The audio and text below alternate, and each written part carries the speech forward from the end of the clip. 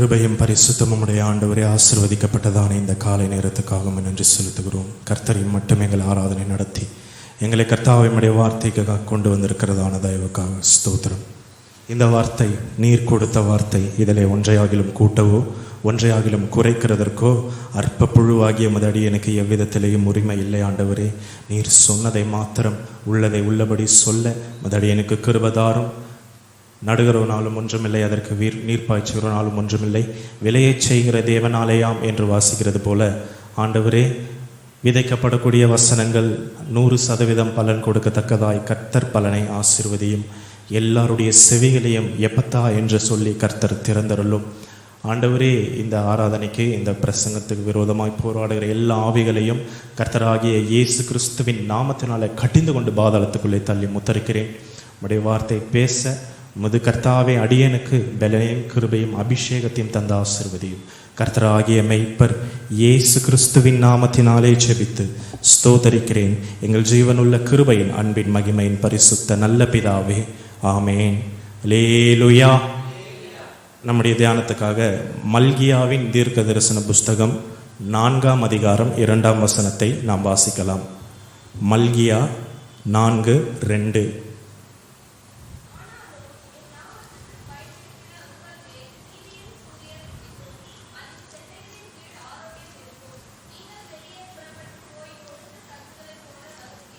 அல்லேலூயா, ஆமேன். இது இஸ்ரவேல் ஜனங்களுக்கு கர்த்தர் சொல்லுகிற ஒரு வாக்குத்தத்த வார்த்தை.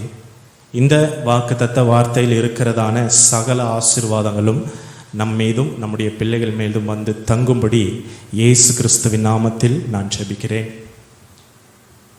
என் நாமத்திற்கு, ஆனாலும் என் நாமத்திற்கு பயந்திருக்கிற உங்கள் மேல் நீதியின் சூரியன் உதிக்கும் என்று கர்த்தர் சொல்லுகிறார். நீதியின் சூரியனை குறித்து நாம் தியானிக்கிறதற்கு முன்பதாக இந்த உலகத்துக்கு கர்த்தர் கொடுத்திருக்கிற ஒரு சூரியன் இருக்கு. அந்த சூரியனை குறித்து சில காரியங்களை நாம் தெரிந்து கொண்டோம் என்று சொன்னால் இந்த நீதியின் சூரியனை குறித்து தியானிக்கிறதில் நமக்கு அது பிரயோஜனமாக இருக்கும். ஆதியாகமம் 1ஆம் அதிகாரம் 16ஆம் வசனத்தை நாம் வாசிக்கும் பொழுது கர்த்தர் நம்ம பூமிக்கு இப்போ இருக்கிற சூரியனை அவர் அங்கே உண்டாக்குறதை குறித்து அங்கே சொல்லப்பட்டிருக்கிறது. ஆதியாகமம் 1ஆம் அதிகாரம் 16ஆம் வசனம்.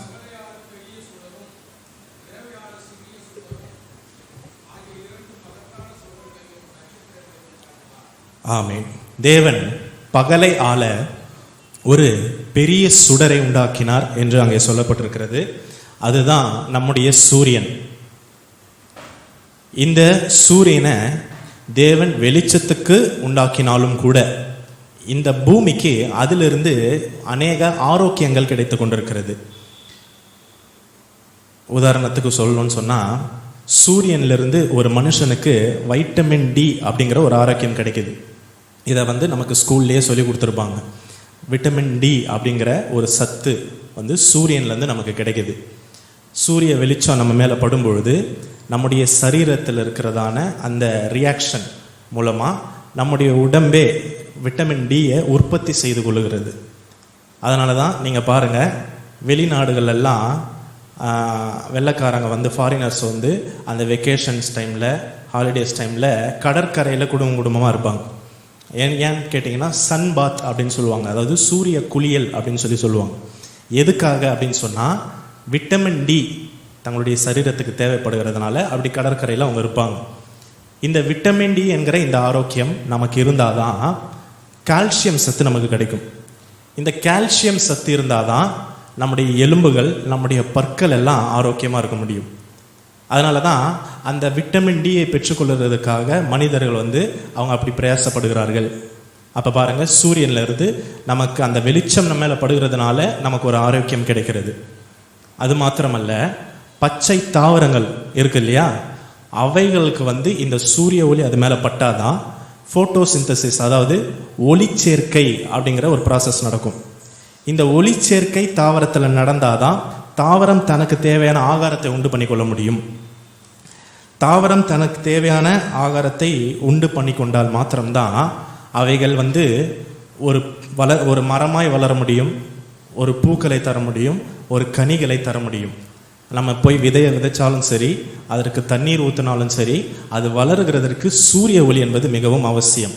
அதைத்தான் நம்ம 1 கொரிந்தியர் 3:7 வாசிக்கும் பொழுது அப்போஸ்தலனாகிய பவுல் அங்கே அந்த தாவரத்தை குறித்து ஒரு வார்த்தை சொல்கிறார். 1 கொரிந்தியர் 3:7.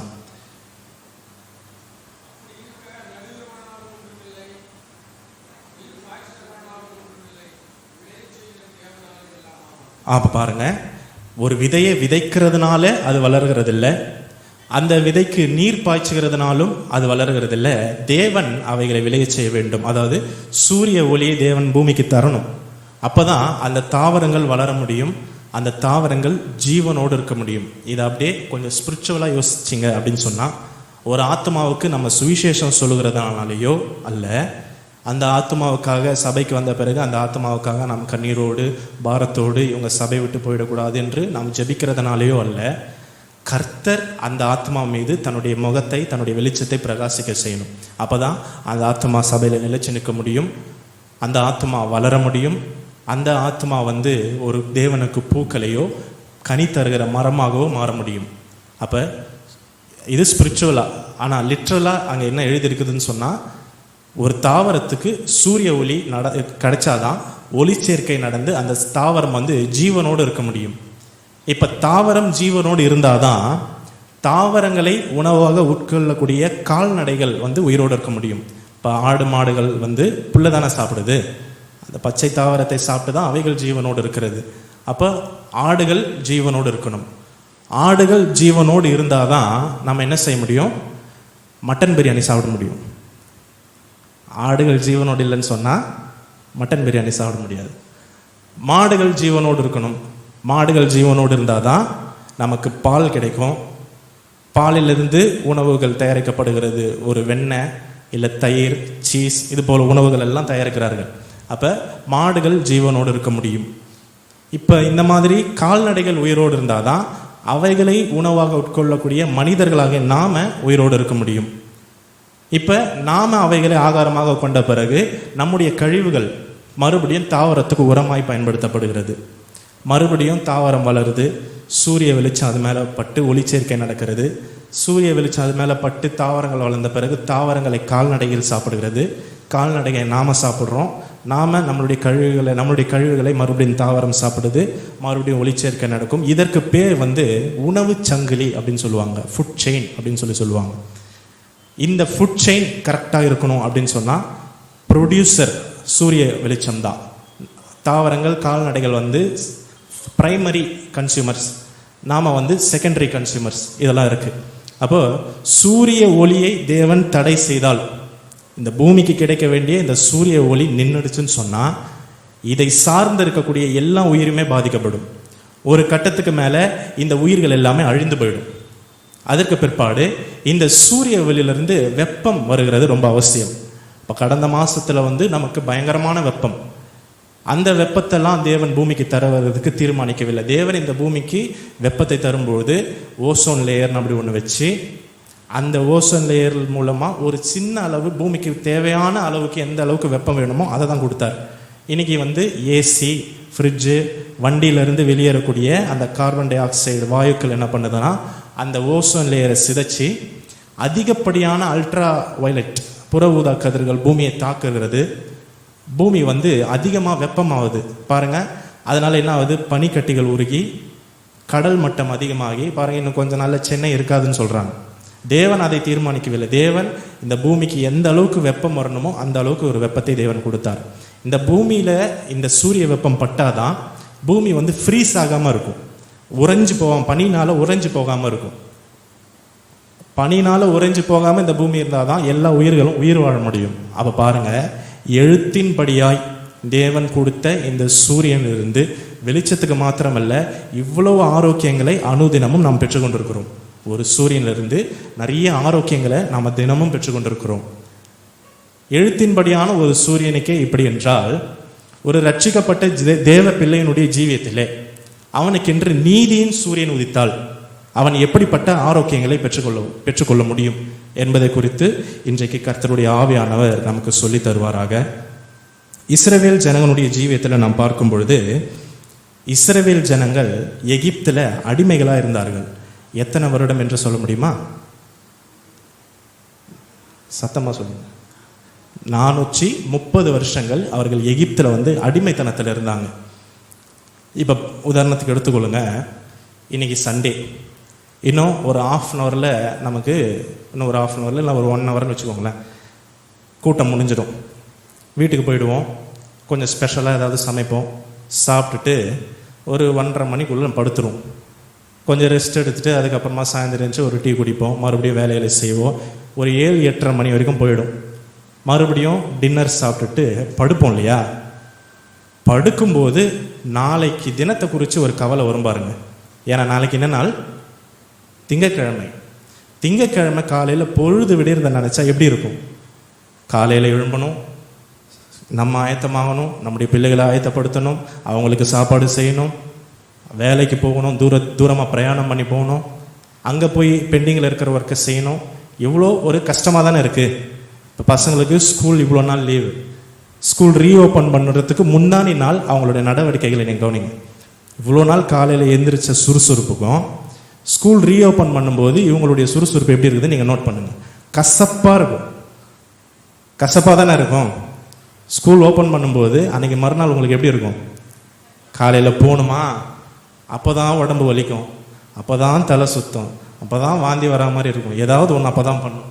அப்போ பாருங்கள், சுதந்திரவாளிகளாக இருக்கிற நமக்கே நம்முடைய வேலைகளை நினைத்து, நம்முடைய கஷ்டங்களை நினைத்து, நம்முடைய சூரிய உதயத்தை குறித்து நமக்கு ஒரு பாரம், கசப்பு இருக்கும் என்று சொன்னால், 430 வருஷம் அடிமைதனம். அந்த இஸ்ரவேலர்களுக்கு தங்களுடைய ஒவ்வொரு சூரிய உதயமே பாரம் உள்ளது, வேதனை உள்ளது, கசப்பு உள்ளது. எப்படி மோசமான ஒரு சூழ்நிலை இருந்திருக்குன்னு சொல்லி பாருங்க. வார்த்தைகள் இல்லாத அதை உணர்த்தி காட்ட முடியாது. காலையில் அவங்க தங்களுக்கு விருப்பமான சமயத்தில் எழும்ப முடியாது. ஏன்னா எகிப்தியர்கள் அவங்க எல்லாவற்றையும் அவங்க போய் அனுபவிக்கிறதற்காக அடிமைகள் ஆளோட்டிகளால் எழுப்பப்பட்டு சீக்கிரமாக போய் எல்லா வேலைகளையும் செய்யணும். அப்போ அந்த சூரிய உதயம் அவங்களுக்கு ரொம்ப கசப்பாக இருக்கும். காலையில் எந்திரிக்கிறத நினைச்சாலே ரொம்ப வேதனையாக இருக்கும். நான் பள்ளிக்கரணையில் இருக்கும்போது ஒரு நாள் வேலையை முடிச்சுட்டு வந்தேன். சாப்பிட்டுட்டு ஜெபம் பண்ணிட்டு படுத்தாச்சு. படுத்துட்டு கொஞ்ச நேரம் தூங்கியிருப்பேன். ஃபேன்லேருந்து சரியாக காற்று வராத மாதிரி இருந்தது. சரி, ஃபேனை கொஞ்சம் ஸ்பீடாக வைக்கலாம் அப்படின்னு சொல்லிட்டு ஃபேனை 3ஆம் நம்பரில் ஸ்பீடு வைக்கிறேன். பேச்சு சத்தம் கேட்குது. என்னடா இது, இந்த நைட்டில் யாரா பேசுவா அப்படின்னு சொல்லிட்டு திரும்பி பார்த்தா ஜன்னல் லைட்டாக வெளிச்சம் தெரியுது. என்னடா வெளிச்சம் தெரியுதுன்னு பார்த்தா பொழுதே விடிஞ்சிட்டு இருக்குது. இப்போ நான் மறுபடியும் வேலைக்கு போகணுமா? அதை நினச்சி எனக்கு ரொம்ப வேதனையாக இருந்தது. என்னால் ஏற்றுக்கொள்ளவே முடியல. இப்போ தான் படுத்தா மாதிரி இருந்தது, அதுக்குள்ளே காலையில் விடிஞ்சிடுச்சு. இந்த மாதிரி எத்தனை பேருக்கு இப்படிப்பட்ட அனுபவம் இருக்குது? போய் கொஞ்ச நேரம் படுத்தா மாதிரி இருக்கும், சட்டுன்னு காலையில் விடிஞ்சிட்டு இருக்கும். அல்லேலூயா. எல்லாருக்குமே அப்படிப்பட்ட ஒரு அனுபவம் இருக்குது. அப்போ யோசிச்சு பாருங்க, அடிமைத்தனம் என்று சொல்லக்கூடியது சாதாரணம் கிடையாது, பயங்கரமான வேலை. செங்கல் இருக்கணும். ஒரு கட்டத்துக்கு மேலே அவங்களுக்கு கதிர் கொடுத்தாங்க, அதையும் கொடுக்கறதில்ல, நீங்கள் தான் போய் உங்களுடைய உணவுகளை எடுத்துக்கொள்ளணும் அப்படின்னு சொல்லிட்டாங்க. அப்போ ஒவ்வொரு சூரிய உதயமும் 430 வருஷங்கள், 430 நாட்கள் இல்லை, 430 வருஷங்கள். ஒவ்வொரு நாள் பொழுது விடியறதை நினைச்சாலே அவங்களுக்கு ரொம்ப வேதனையாக இருக்கும். இப்படிப்பட்ட சூழ்நிலையில் இந்த இஸ்ரவேல் ஜனங்கள், யாத்திராகமம் 12ஆம் அதிகாரம் 41ஆம் வசனத்தில் வாசிக்கிறோம், 430 வருஷ அடிமை காலம் என்று அங்கே வாசிக்கிறோம். யாத்திராகமம் 12:41. போதும். 430 வருஷம் அவங்க அதில் அடிமைத்தனமாக இருக்கிறாங்க. ஒவ்வொரு நாளும் அந்த பொழுது விடியறதை நினைக்கும் போது வேதனையாக தான் இருக்கும். இந்த சமயத்தில் இஸ்ரவேல் ஜனங்கள் கர்த்தரை நோக்கி கூக்குரல் இடுகிறார்கள். யாத்திராகமம் 3:9.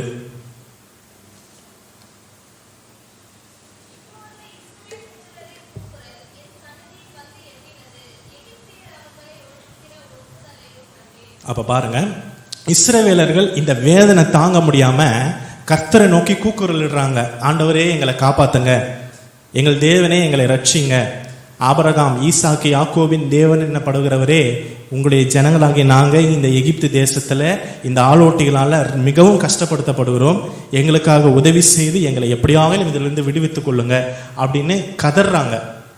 இந்த சமயத்தில் கர்த்தருடைய சந்நிதியில் இவங்களுடைய சத்தம் போய் எட்டுது. அப்போ கர்த்தர் என்ன செய்கிறார் என்று சொன்னால், தன்னுடைய ஜனங்களை எகிப்திலிருந்து விடுவிச்சுட்டு வரணும். அதுக்காக லேவிய கோத்திரத்திலிருந்து ஒரு மனிதனை தேவன் தெரிந்து கொள்கிறார். அவர் பேர் என்ன? மோசே. மோசேவை ஆண்டவர் தெரிந்து கொண்டு பார்வோனுக்கு முன்பாக அனுப்புகிறார்.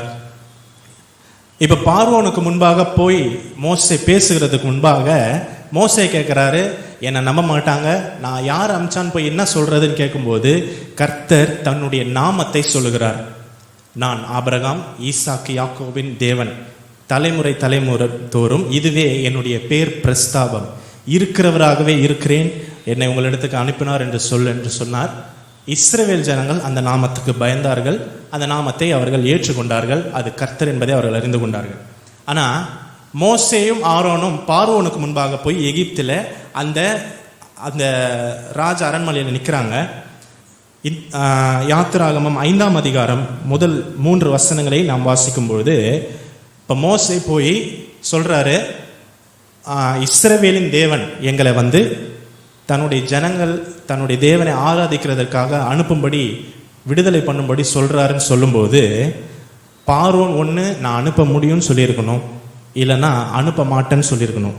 ஆனால் பார்வோன் கர்த்தருடைய நாமத்தை குறித்து பயப்படலை, மேட்டுமையான ஒரு வார்த்தையை சொல்கிறான். அது யார்? அது கர்த்தர். அது யார்? அது கர்த்தர். அதெல்லாம் எனக்கு தெரியாது, அதெல்லாம் அனுப்ப முடியாதுன்னு சொல்கிறான். யாத்திராகமம் 5ஆம் அதிகாரம் முதல் 3 வசனங்கள்.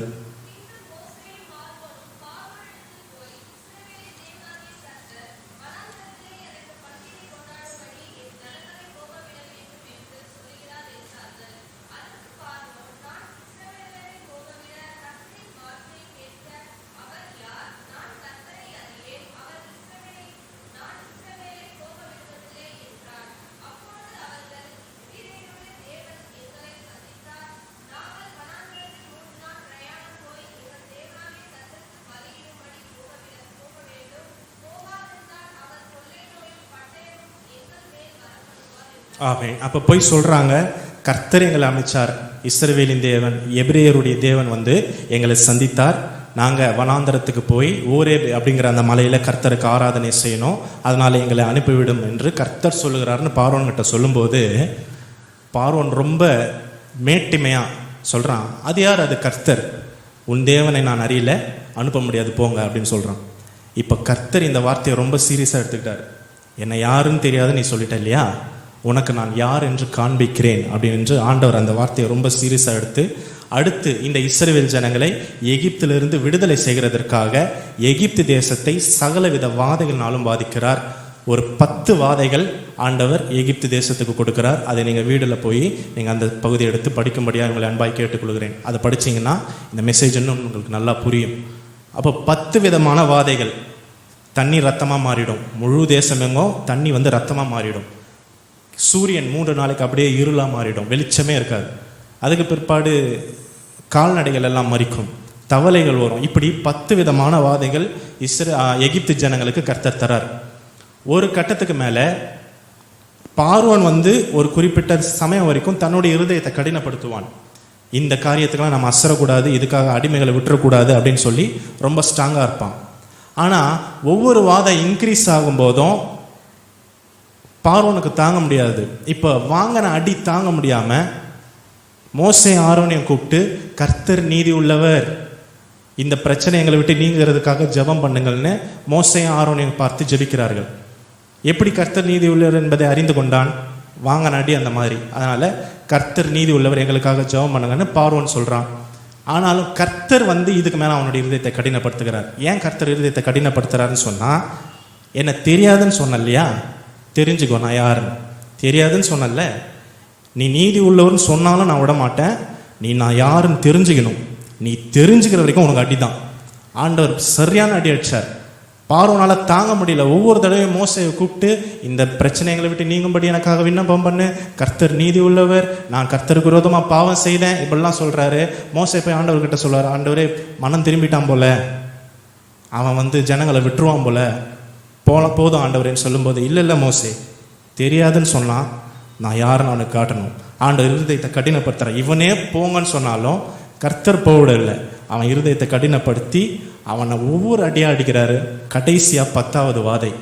இந்த 10வது வாதையில் என்ன நடக்குதுன்னு சொன்னால், இஸ்ரவேல் ஜனங்களுடைய அந்த எகிப்து ஜனங்களுடைய தலையீற்றுகள், அதாவது முதற்பேர், முதல் குமாரனானாலும் சரி, முதல் குமாரத்தி ஆனாலும் சரி, ஆடுகளானாலும் சரி, மாடுகளானாலும் சரி, எதுவாக இருந்தாலும் முதல்ல எது பிறந்ததோ அதை கர்த்தர் அழிக்கும்படி தீர்மானித்தார். ஆனால் இந்த முதற்பேர் சங்கரிப்பில் இஸ்ரவேல் ஜனங்களுடைய குடும்பத்துக்கு எதுவும் ஆகாதபடிக்கு தேவன் தன்னுடைய முதற்பேரான குமாரனை பலியிடுகிறதற்கான நிழலாட்டமான பஸ்கா என்கிற பண்டிகையை அவர்களுக்கு தந்தார். இப்போ அந்த பஸ்கா ஆட்டுக்குட்டியை அடித்து இஸ்ரவேல் ஜனங்க என்ன பண்ணாங்கன்னு சொன்னால், அந்த ரத்தத்தை ஆண்டவர் அவங்களுக்கு சொல்லியிருந்தார், வாசலுடைய நிலைச்சட்டத்திலையும் கால்களையும் பூச வேண்டும். இப்போ பாருங்கள், இந்துஸ் வீட்டில் கூட வாசலில் குங்குமம் தடவுறாங்க இல்லையா, அது இந்த கான்செப்ட் இங்கேருந்து தான் வருது. அதனுடைய அர்த்தம் என்னன்னா, அந்த குங்குமம் ரத்தத்துக்கு அடையாளம். எனக்காக ஒரு ரத்தம் சிந்தப்பட்டிருக்கு, இந்த ரத்தம் என்னை பாதுகாக்கும், என் கூடாரத்துக்குள்ளே வாதை வராது அப்படிங்கிறத சிம்பாலிக்காக அவங்க செய்கிறாங்க. ஆனால் நமக்கு கர்த்தருடைய ரத்தத்தை நாம் விசுவாசிக்கிறபடினால நமக்கு அது தேவைப்படலை, அதனால் நம்ம அதை செய்கிறதில்லை. இப்போது இந்த ரத்தத்தை இஸ்ரவேல் ஜனங்க என்ன செய்கிறாங்கன்னு சொன்னால், அவங்களுடைய நிலை சட்டத்திலையும் வாசக்கால்களையும் பூசிடுறாங்க. இரவு நேரத்தில் கர்த்தருடைய சங்கார தூதன் எகிப்துக்குள்ளே வருகிறான். கர்த்தர் எகிப்து தேசத்தை கடந்து போகிறார். எகிப்தில் இருக்கிற எல்லா தலையீற்றும், முதல்ல பிறந்த எதுவானாலும், ஆடு மாடு மனுஷன் யாராக இருந்தாலும் அழிக்கப்பட்டார்கள். பார்வோனுடைய அரண்மனையில் இருக்கிற பார்வோனுடைய முதல் குமாரனும் கூட அழிக்கப்பட்டான். இதற்கு மேலே இஸ்ரவேல் ஜனங்களை எகிப்தியர் துரிதமாக வெளியில் போக சொன்னாங்க. இஸ்ரவேல் ஜனங்கள் இப்போ எகிப்திலிருந்து வெளியில் வராங்க. இவங்க வெளியில் வரும்பொழுது அந்த நாள் பஸ்கா. இப்போ இது வரைக்கும் சரி. இதற்கு பிற்பாடு கர்த்தர் என்ன செய்கிறாருன்னு சொன்னால், மறுபடியும் பார்வோனுடைய இருதயத்தை கடினப்படுத்துகிறார். இப்போ மோசே கேட்டிருப்பார், ஆண்டவரே விடுதலை ஆயாச்சு, வந்தாச்சு, மறுபடியும் எதற்கு அப்படின்னு கேட்கும்போது கர்த்தர் என்ன சொல்றார் பாருங்க. 3ஆம் வசனத்தை வாசிங்க.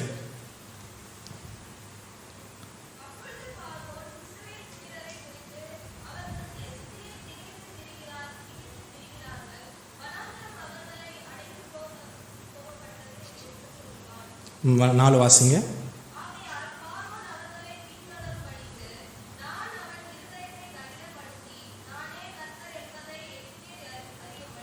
பாருங்க, நான் அவனுடைய இருதயத்தை கடினப்படுத்தி நானே கர்த்தர் என்பதை எகிப்தியர் அறியும்படி அவனை இருதயத்தை கடினப்படுத்துவேன். தெரியாதுன்னு தானே சொன்னான். அது யார்? அது கர்த்தர். உன் தேவனை நான் அறியல, அதெல்லாம் அனுப்ப முடியாதுன்னு இவர் திமிரா சொன்னார்ல, நான் யாருன்னு அவனுக்கு காட்டணும். அருமையானவர்களே, இப்படிப்பட்ட சூழ்நிலை உங்களுடைய வாழ்க்கையிலும் இருக்கலாம். நீங்கள் கர்த்தரை ஆராதிக்கிறீர்கள், ஆனால் உங்களுடைய தேவனை அறியாத ஜனத்திலே நீங்கள் இருக்கிறீர்கள். ரட்சிக்கப்படாத குடும்பத்திலிருந்து நாம் வருகிறோம். இங்கே கூட இந்த பகுதியில் கூட சில வயசான பார்வோன்கள் இருக்கிறார்கள். என்ன செய்கிறாங்க? சண்டே கிளாஸ் பிள்ளைங்களை வர விடுறதில்லை, பிடிச்சி வச்சுக்கிறாங்க. அடிமைத்தனத்தின் ஆவி. பார்வோன் என்பது சொல்லக்கூடியது ஒரு அடிமைத்தனத்தின் ஆவி. நம்மளை தேவ சமூகத்துக்கு அது அனுப்பாது. அந்த வல்லமை என்ன செய்யணும்னா நம்ம தடை பண்ணும். தடை தானாக உருவாகிறதில்ல.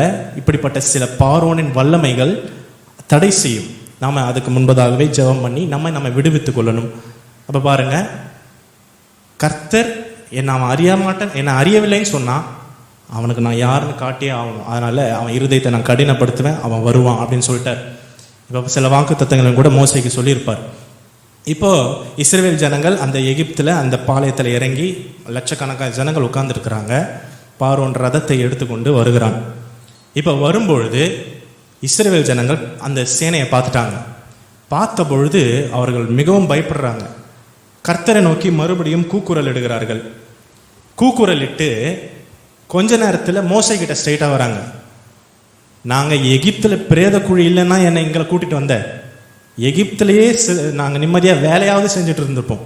இப்போ வனாந்திரத்துக்கு கூப்பிட்டுட்டு பாலும் தேனும் ஓடுகிற தேசத்தை தரப்போகிறேன், என்னை விடுதலை ஆக்க போகிறேன், நான் இனிமேல் சுகமாக ஆக்க போகிறேன்னு என்னென்னமோ சொல்லி என்னை கூட்டிகிட்டு இப்போ எகிப்தியர் துரத்திட்டு வராங்க, இங்கே எல்லாரையும் எங்களை கொண்டு போட்டு சாவடிக்க போகிறாங்க, இதுக்காக என்னை கூட்டிகிட்டு வந்தேன் மோசையை பிடிச்சி கேட்குறாங்க.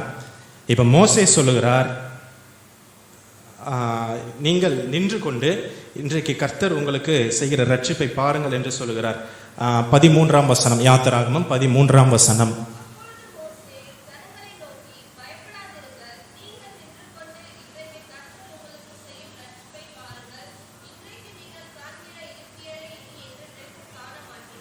பதினான்கு வாசிங்க.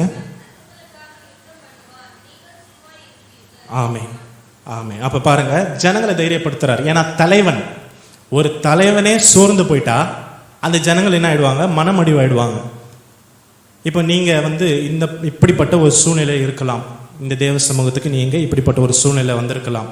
நீங்கள் ஒரு குடும்ப தலைவராக இருக்கிறீர்கள், நீங்க ஒரு குடும்ப தலைவிகளாக இருக்கிறீர்கள், நீங்க உங்களை வேலை செய்கிற ஸ்தலத்தில் ஒரு உயர்ந்த ஸ்தானத்தில் இருக்கிறீர்கள். அப்படி இருக்கும் பொழுது உங்களை நம்பி சில ஜனக்கூட்டங்கள் உண்டு. ஒரு பிரச்சனை வரும்பொழுது இந்த ஜனங்கள் உங்களை தான் கேட்பாங்க, உங்களுடைய பிள்ளைகள் உங்களை தான் கேட்பாங்க. அப்படி அந்த பிரச்சனைகள் வரும்பொழுது நீங்கள் உங்கள் பிள்ளைகளை தைரியப்படுத்துருவீங்க, பார்த்துக்கலாம், செஞ்சுக்கலாம். உங்கள் வேலை செய்கிறவங்க நீங்கள் தைரியப்படுத்துறீங்க, செஞ்சுக்கலாம். ஆனால் உங்களுக்குள்ள ஒரு பயம் இருக்கும். இப்போ மோசே ரொம்ப தைரியமாக சொல்லிட்டார், நீங்கள் நின்று கொண்டு கர்த்தர் செய்யும் ரட்சிப்பை பாருங்கள், இன்னைக்கு காண்கிற எகிப்தியரை இனி என்றைக்கும் காண மாட்டீர்கள், கர்த்தர் உங்களுக்காக யுத்தம் செய்வார், நீங்கள் சும்மா இருப்பீர்கள், எல்லாம் சொல்லிட்டாரு. 15ஆம் வசனத்தில் ஆண்டவர் இவருக்கு என்ன சொல்றாருன்னு பாருங்க.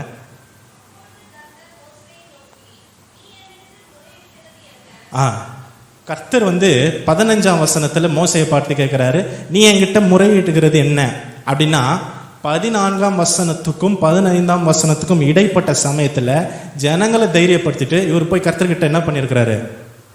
முறையிட்டு இருந்திருக்கிறாரு. ஆண்டவரே, நான் வரமாட்டேன்னு சொன்னேன், எனக்கு திக்குவாயி பேச முடியாதுன்னு முச்செடியில் நீங்கள் தோன்றிக்க அன்றைக்கே நான் சொல்லிட்டேன் வரமாட்டேன்னு. என்னை கம்பல் பண்ணி என்னென்னமோ சொல்லி லீட் பண்ணு, ஜனங்களை நடத்து, உயர்ந்த ஸ்தானத்தில் நில்லு, தலைவனாக நில்லு அப்படின்னு என்னை கொண்டு வந்துட்டீங்க. இப்போ நான் வந்துட்டேன். எகிப்தில் அவனை பார்வோனை அடி நடிச்சிங்க, அடிச்சது நீங்கள், ஆனால் அவன் பார்த்தது என்ன தான்? இப்போ என் மேலே தான் கோபமாக இருப்பான். அவன் வர ஸ்பீடை பார்த்தாலே எனக்கு பயமாக இருக்குது.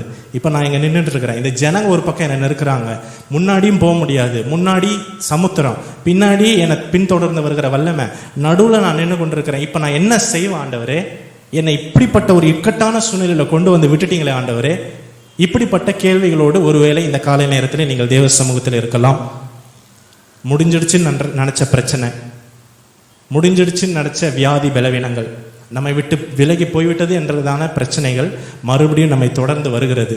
அருமையானவர்களே, ஒரு வியாதியோ பலவீனமோ நமக்கு இருந்து கர்த்தர் அதை சுகப்படுத்தி மறுபடியும் அது வருதுன்னு சொன்னான்.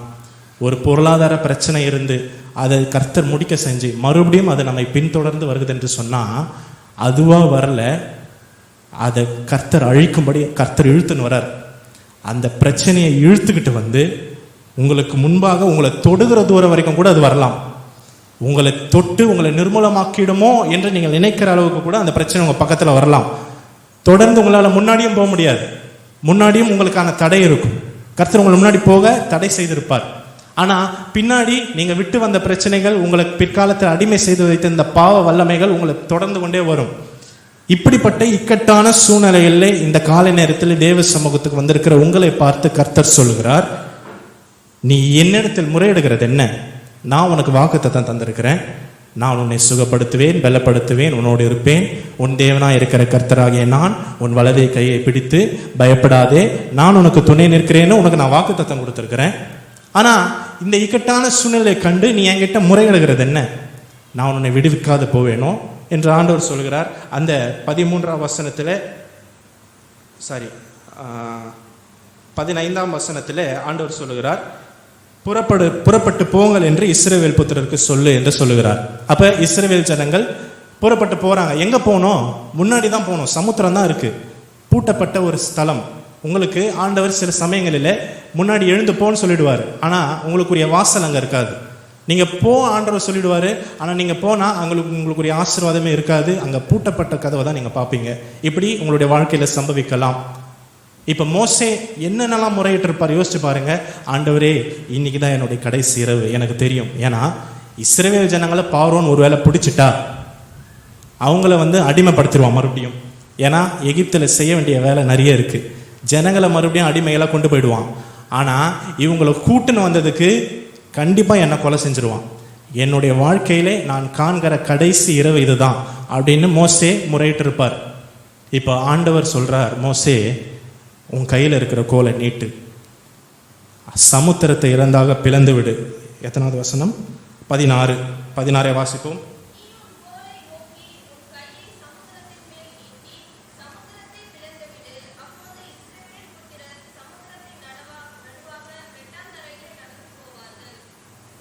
ஆமென். அப்போ கர்த்தர் சொல்கிறார், உன் கையில் இருக்கிற கோலை சமுத்திரத்துக்கு நேராக நீட்டி சமுத்திரத்தை பிளந்து விடு, அதில் ஒரு வழி ஆண்டவர். அருமையானவர்களே, நீங்கள் இக்கட்டான சூழ்நிலை வந்தாலும் உலகத்துக்கே கிடைக்காத ஒரு வழியை கர்த்தர் உங்களுக்காக திறப்பார். இந்த உலகத்தில் எந்த மனுஷனுக்குமே அப்படி ஒரு வாய்ப்பு கிடைச்சிருக்காது.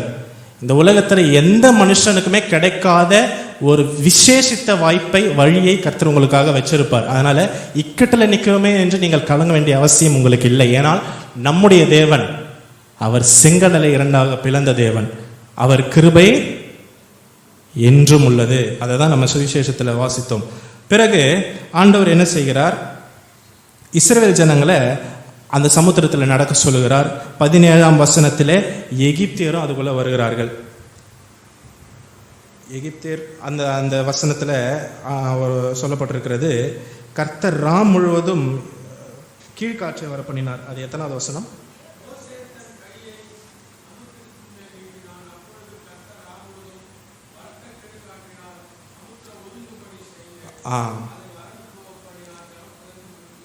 அப்ப பாருங்க, செங்கடல் பிறக்கிற அந்த சமயம் வரைக்கும் என்னதான், நைட் நேரம் தான்.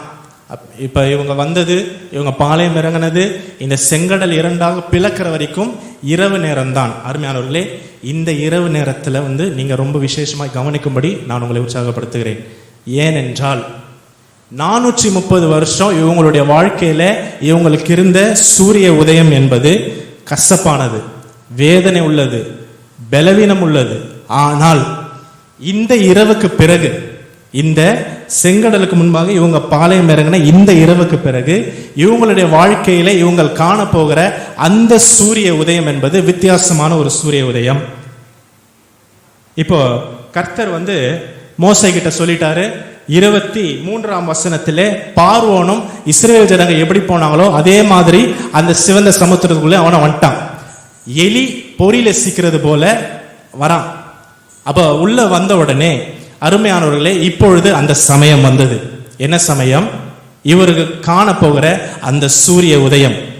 24ஆம் வசனத்திலே சொல்லப்பட்டிருக்கிறது, கிழக்கு வெளுத்து வரும் ஜாமத்தில். அப்படியானால் அவர்களுக்கென்று அந்த சமயத்திலே உதிக்க போகிற அந்த சூரியன் அது நீதியின் சூரியனா இருந்தது. அந்த வசனத்தை வாசிக்கலாம்.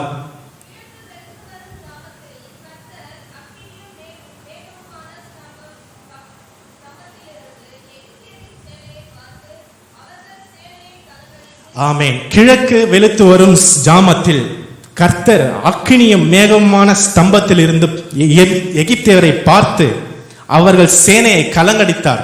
430 வருஷம் சூரியன் உதிச்சது மறைஞ்சது. ஆனா ஒரு தடவையாகிலும் அந்த சூரியனை பார்த்து எகிப்தியர்கள் கலங்கினதே இல்லை. ஆனா இன்னைக்கு உதித்திருக்கிற இந்த சூரியனை பார்க்கும்போது இங்க எகிப்தியனுக்கு கலக்கம் உண்டாவதுன்னு சொன்னா, உதித்த சூரியன் நீதியின் சூரியன். கிட்டத்தட்ட அந்த போர்டில் இருக்கு பாருங்க, அந்த சூரியன் உதிக்கும் போது ஒரு சிவப்பா இருக்கு பாருங்க, அதை விட மோசமா இருந்திருக்கும். இதை பார்த்த உடனே எகிப்தியனுக்கு கலங்குது, அடிவயிறு கலங்குது. ஏதோ தப்பு நடக்குது, நம்ம எங்கேயோ மாட்டிக்கிட்டோம், இன்னைக்கு என்னமோ நமக்கு நடக்க போகுது என்கிற பயத்தை கர்த்தர் எகிப்தியனுக்கு உண்டு பண்ணினார்.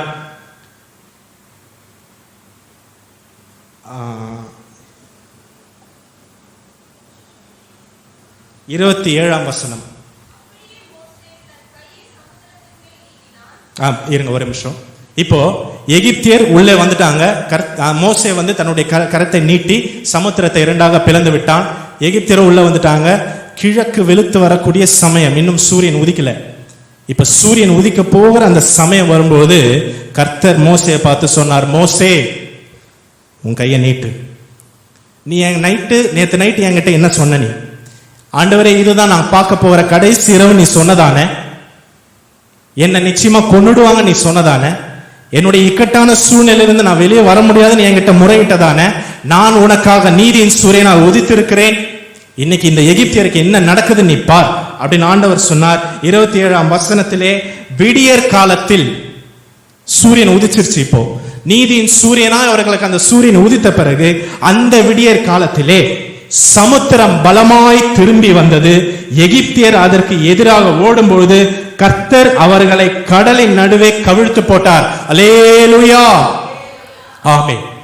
இப்போ கர்த்தர் நீதியின் சூரியனா அவங்களுக்கு உதிச்ச பொழுது இந்த அத்தனை எகிப்தியனும் இத்தனை நாள் இவர்களை அடிமைப்படுத்தி வைத்திருந்த அந்த பாவம், இத்தனை நாள் உங்களை அடிமைப்படுத்தி வைத்திருந்ததான அந்த வியாதி, இத்தனை நாள் உங்களை அடிமைப்படுத்தி வைத்திருந்ததான அந்த கடன், அந்த எகிப்தியனை போல உங்களை அடிமைப்படுத்தி உங்களை வேதனைக்குள்ளாக மாற்றின அந்த வல்லமையை, அருமையானவர்களே, இந்த கால நேரத்தில் உங்களுக்காக இயேசு நீதியின் சூரியனாய் உதிப்பார் என்று சொன்னால் அத்தனை வல்லமைகளும் அழிந்து போகும். அல்லேலூயா, நிச்சயமாய் அழிந்து போகும். கர்த்தர் அதை நமக்காக செய்வார். இப்போ நீதியின் சூரியனா ஆண்டவர் உதிச்ச பிறகு அத்தனை எகிப்தியனும் உள்ள போயிட்டான். அடுத்த வசனத்துல வாசிக்கிறோம், அவர்களில் ஒருவனும் தப்பவில்லை, ஒரே ஒருத்தன் கூட எஸ்கேப் ஆகல. அருமையானவர்களே, இப்ப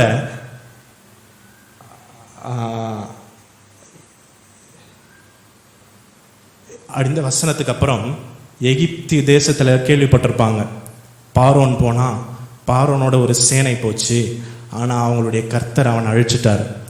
நானே தேவன் என்று கர்த்தர் என்று அவன் அறியும்படிக்கு அவன் இருதயத்தை கண்ணிடப்படுத்தினேன். உங்களுடைய வாழ்க்கையில நீங்கள் ஆராதிக்கிற தேவன் யார் என்று உங்களை யாராகிலும் ஏளனமாய் கேட்டால், நீங்கள் யார் என்று அல்லது நீங்கள் ஆராதிக்கிற கர்த்தர் யார் என்பதை அவர்களுக்கு காட்டும்படி நிச்சயமாய் கர்த்தர் ஏதாகிலும் செய்வார். ஒரு பாட்டு உண்டு, என் தேவன் எனக்கா ஏதாகிலும் செய்துடுவார். அப்ப கர்த்தர் யார் என்பதை அறிந்து கொள்ளவில்லை. கர்த்தர் மேல, இந்த கர்த்தருடைய நாமத்தின் மீது பார்வோனுக்கு ஒரு பயம் இல்லை. பார்வோன் அழிக்கப்பட்டான். ஆனா இஸ்ரவேல் ஜனங்கள் கர்த்தருடைய நாமத்தை அறிந்து பயந்தார்கள். அவர்களுக்காக நீதியின் சூரியன் உதித்தது, அதற்குள்ளே ஒரு ஆரோக்கியம் உண்டானது. அடுத்த அதிகாரத்துல இஸ்ரவேல் ஜனங்கள் இதெல்லாம் பார்த்துட்டு ஒரு பாட்டு பாடுறாங்க. பாட்டு என்பது யாக்கோபின் எழுத நிருபத்தின்படி மகிழ்ச்சியின் அடையாளம், மன மகிழ்ச்சி நல்ல ஔஷதம். அவ பாருங்க, ஆரோக்கியம் உண்டாயிடுச்சு. அருமையானவர்களே, இப்படிப்பட்ட ஒரு சூழ்நிலையில நீங்கள் இந்த காலை நேரத்தில் வந்திருக்கலாம். எப்பக்கத்திலிருந்தும் நெருக்கப்படுகிறேன் என்கிற ஒரு நெருக்கம் உங்களுக்குள்ள இருக்கலாம். உங்களுடைய பலவீனம், உங்களுடைய வியாதி, உங்களுடைய பொருளாதாரம் உங்களை நெருக்கி கொண்டு உங்களை ஒடித்து உடைக்கிறது போல இருக்கும். ஆனா உங்களுக்காக நீதியின் சூரியன் நிச்சயமாய் உதிப்பார். அவர் உதித்தார் என்று சொன்னா உங்களுடைய பிரச்சனைகள் எல்லாமே அவைகள் காணாமல் போகும். இன்னைக்கு நீங்க பார்க்கிற இந்த பிரச்சனையை இனி என்றைக்கும் காண மாட்டீர்கள். இப்ப இது எல்லாவற்றையும் ஒரு வாலிபன் பார்த்து அது மோசே கூடவே இருந்து ஒரு வாலிபன் பார்த்து வச்சுக்கிட்டான். அந்த வாலிபன் பேர் யோசுவா. இப்போ யோசுவாவுக்கு ஒரு யுத்தம் வருதுங்க. யுத்தம் வரும்போது யோசுவாக்கு ஜெயம் கிடைக்கிறதுக்கு கொஞ்சம் கஷ்டமா இருக்கு. யோசுவா 10ஆம் அதிகாரம் 12ஆம் வசனம் முடிக்கலாம். யோசுவா 10:12.